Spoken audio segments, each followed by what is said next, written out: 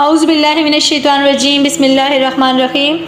18 رمضان کو علی رضی اللہ تعالیٰ عنہ نے اپنے بیٹے امام حسن علیہ السلام کو بلایا اور فرمایا، جاؤ ام کلثوم کو بتاؤ کہ آج ان کا بابا ان کے گھر روزہ افطار کرے گا۔ بی بی ام کلثوم حضرت علی رضی اللہ تعالیٰ عنہ کے لیے دودھ، نمک، جو کی روٹی کا اہتمام کرتی ہیں۔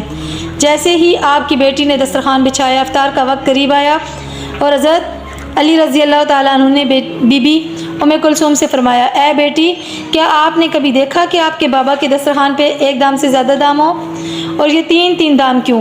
اے بیٹی، اللہ کی زمین پر سینکڑوں ایسے لوگ رہتے ہیں جو ایک دام بھی پیٹ بھر کے نہیں کھاتے، اور میں ان کا امام ہوں، میں کیسے 3 دام کھا سکتا ہوں؟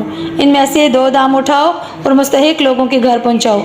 بی بی نے چاہا کہ دودھ کو بابا کے لیے رکھ دوں اور نمک کو اٹھا لوں۔ جیسے ہی ہاتھ آگے بڑھایا تو حضرت علی رضی اللہ تعالیٰ عنہ نے فرمایا، اے بی بی کلثوم، یہ دودھ پڑوس کے یتیم بچوں کے لیے رکھ دو۔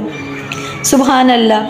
اس میں کس قدر خوبصورتی کے ساتھ ہمیں یہ سبق دیا جا رہا ہے کہ حضرت علی رضی اللہ تعالیٰ عنہ خود بھوکے رہ جاتے اور دوسروں کا خیال رکھتے، خاص طور پر یتیم بچوں کا بہت خیال رکھتے تھے۔